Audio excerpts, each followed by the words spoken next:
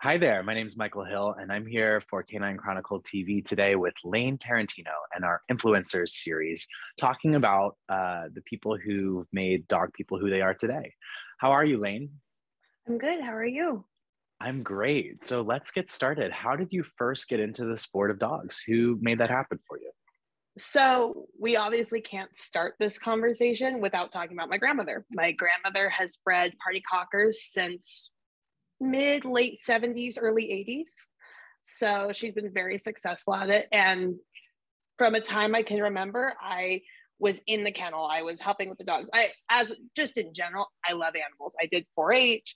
I was a leader in 4-H and just animals in general. Love animals. And, you know, I remember I had to learn. AKC used to put out a little, like a chart, like a poster type chart. She said, you can come to the dog show, but you have to memorize all of these breeds. And that was for all 7 groups, including the miscellaneous group that was listed at that time. And I did. And I was, I don't know, 4 or 5. And Wow. they said, oh, okay, you can come to the dog show. And I loved it. And that totally consumed, my mind. I wanted to go to the dog show. I wanted to go to the kennel. And it was so great because my grandmother was showing at the time. I mean, she still shows now, but she was showing in California at a time where there were so many people that I'll call it Cocker Spanieldom still involved in Right. the breed when the breed was still really popular. So I grew up watching Tracy Lynn Carroll. I grew up with Stephanie Herman. I watched Marie and Brian Santos. I watched Sharon Gearling. So I got to see a lot of these terrific breeders and really beautiful dogs from a really young age and really get to see the breed thanks to my grandmother. And I got to see these people not only show their dogs, I got to see these breeders go over their dogs. I got to see people go over puppies, evaluate litters. That was just so important to the beginning of at least me as a breeder, and then on to being a handler. So that to me was really crucial. And again, thanks to my grandmother, she's huge on raising puppies. And Mm, like from the whelping box to adulthood, till practically they're deaf, no matter if those are in your kennel or sure. those are in somebody's home being a pet. And she was always in the whelping box with the puppies. We're socializing puppies because her really big thing, even though most of that litter is going to go to a pet home and be on someone's couch, which is what she ultimately wanted, she was very big on these dogs that are going to be show dogs. They didn't ask to be show dogs. They don't care about running around the left-handed circle every weekend for the rest of their life. Right. They want to be your pet. So you need to treat them like your pet and make this fun for them, because they don't wake up asking to go to the dog show. They wake up Mm, asking to love you and for you to love them. You ask them to go to the dog show. So she was really big, or is really big, on socializing and making sure the dogs are happy, making sure they're healthy. She obviously got me started with brushing my hand, brushing Cocker Spaniels. You got to get up, you got to bathe your a dog, you lot got to of brush that. them. No mats, no knots, no nothing. They got to get groomed. And she gave me such a great foundation to get led into the sport. Now, Mm, into my teenagehood, she was also really big on, you got to go to school. You're not allowed to be a dog handler, which obviously we know okay. how that turned out. You can't be a dog handler, you have to go to school. We didn't really listen to grandma that well. So um, I did a lot of 4-H. And through that, she was super supportive. And actually, she would come to help me pick out my animals.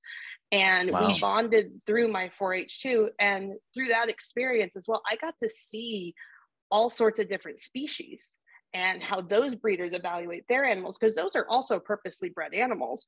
They're Yeah. not necessarily purposely bred to run around the show ring, or whatever the purpose may be for those breeders. I mean, a lot of the ones I showed were consumption animals, and they were going to end up going on to auction for market.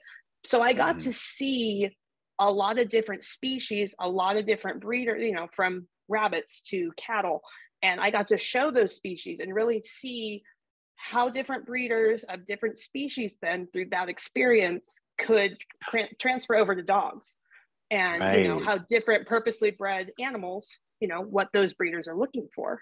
And that's really helped as a breeder too, because I think back to always like, okay, you can't have a certain trait in a certain animal because that's not good for consumption, because in order for that animal to reach its goal weight, it can't be, in a sense, crippled, because it's not going to be Right. able to hold its body mass.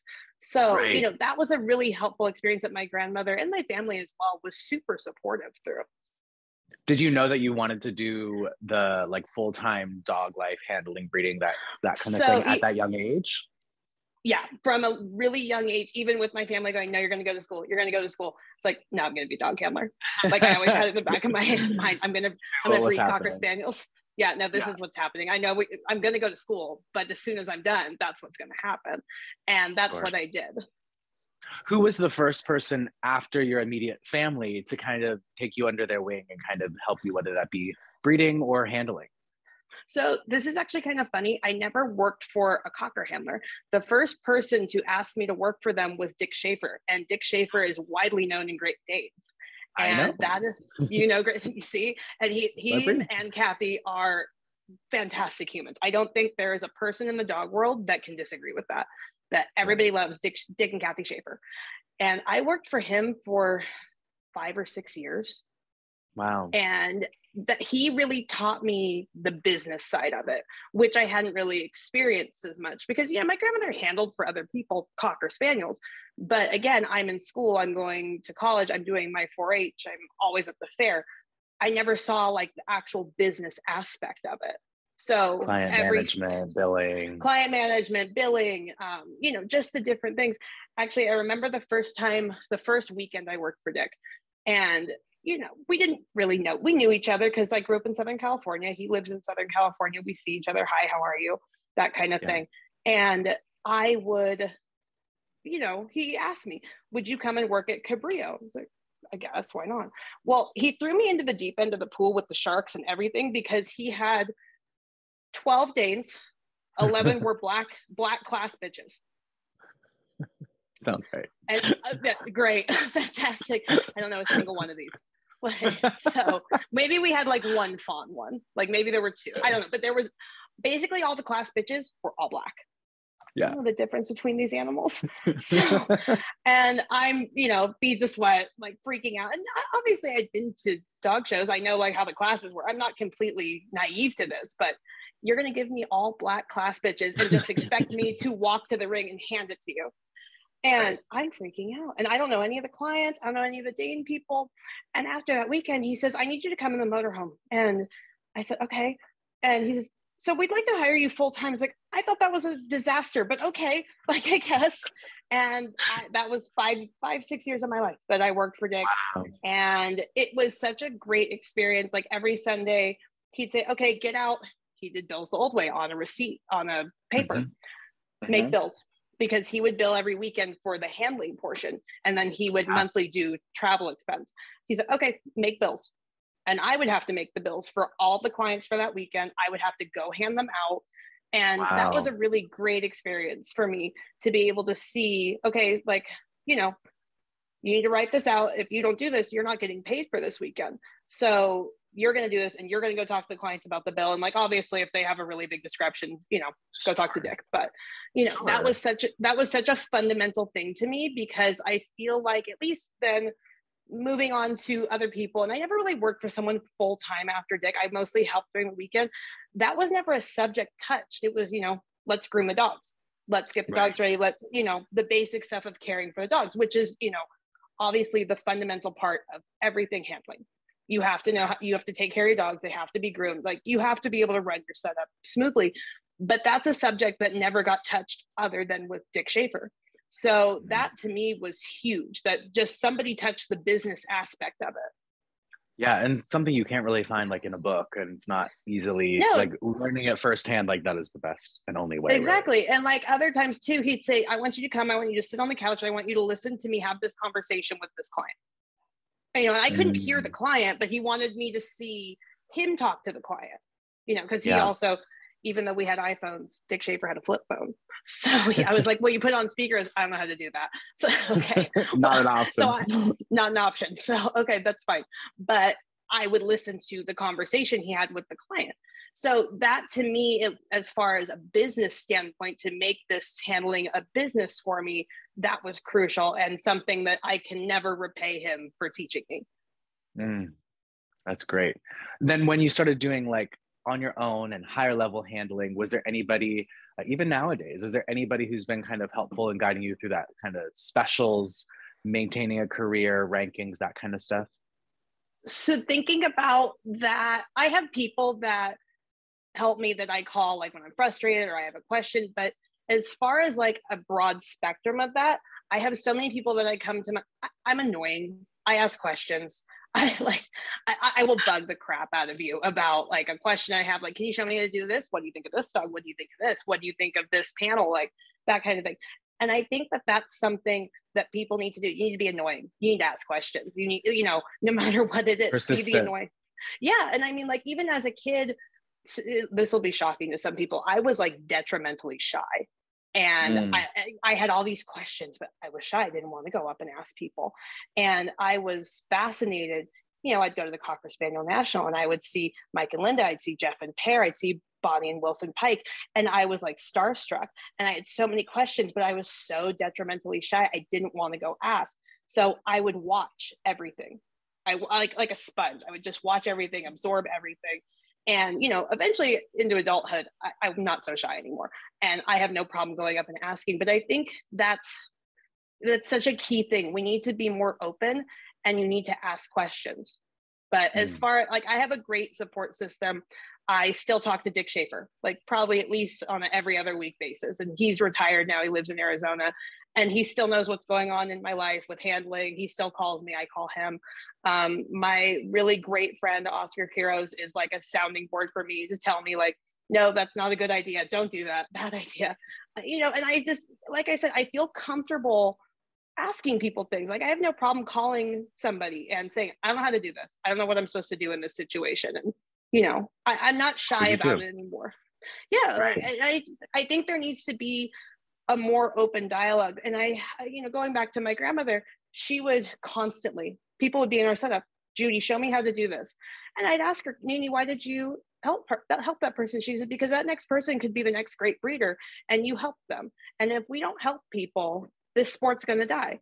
So if you aren't open with them and honest with them and help people, this isn't going to continue very much longer.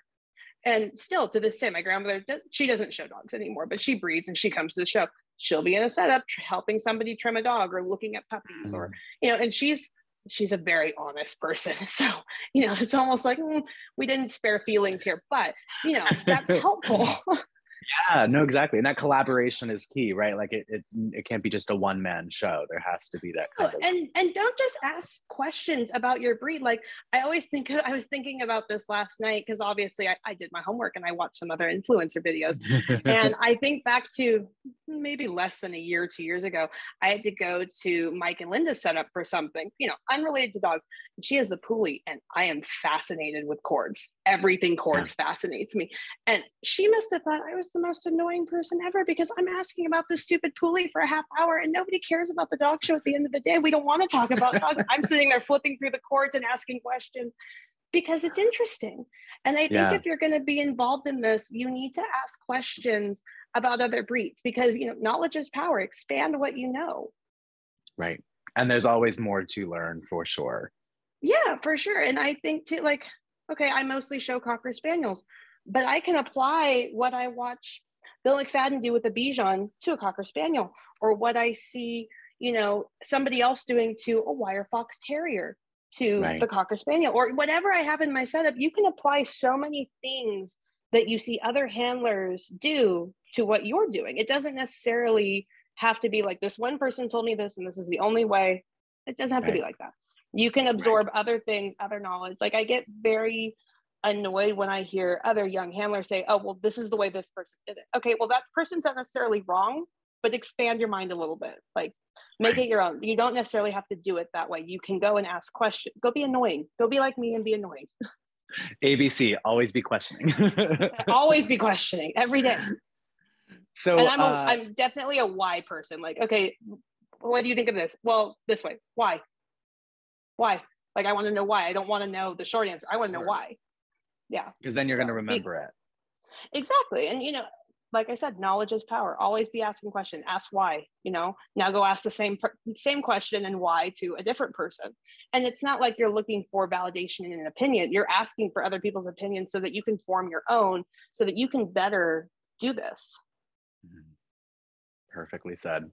Looking back on all these different people who have influenced you and, these different elements as a breeder, an owner, and a handler, what would be maybe kind of like your elevator pitch advice to somebody who is younger or newer and wants to get started in dogs and is maybe looking at it as either a career or a passion project, but wanting to kind of touch on all those different venues, breeding, owning, and handling dogs?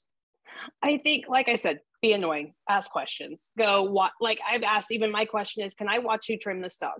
And whether that's a Cocker Spaniel, a Wire Fox Terrier, a Poodle, whatever, go watch somebody do something. You need to expand your knowledge and what you already know from what you've already been taught. The other thing too, you need to be the only person how do I word this? You need to be your biggest critique. So you need to set the standard of what you want to do, whether that's going to be handling, whether that's going to be a breeder, whether that's a competition groomer, whatever your role that you want to be in dogs, you need to set your own standard of what you want to be. You want to be a breeder? Okay, great. Go talk to successful breeders, go look at lines, go study pedigrees. Like I said earlier in this conversation, I feel so fortunate that I got to grow up at the beginning of cockerdom, or I'm sorry, at probably the beginning of the end of cockerdom in California, with all of these still great breeders. And most are still breeding today, at least on a lower level.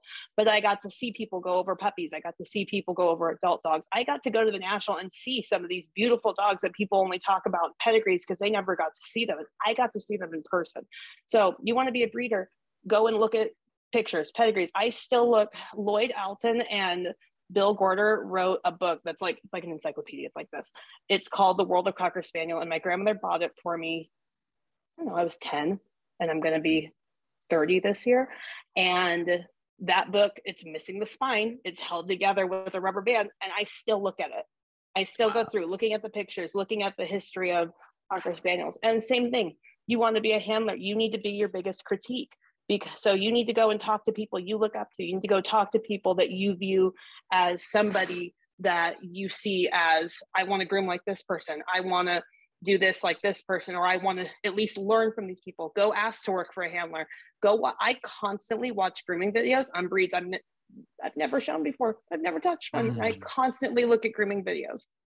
Wow. You need to be your own critique as far as like how far you want to learn. How far do you want to go with this? Right. And I think that's kind of the drive and the determination that it allows you to make that progression from novice to...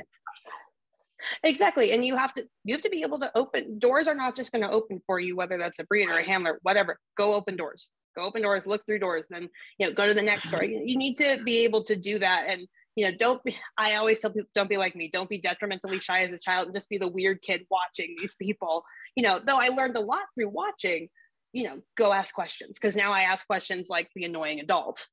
Yeah, you're clearly not shy anymore. So on that note, we're gonna close with go open doors. Lane Tarantino. Go open doors. Go open doors. Be your own critic and open doors. Thank you so much for your time, Lane. It was great to hear about your story in dogs, and I'm looking forward to a lot more success your way. Thank you. Have a great day. Bye. You too. Bye.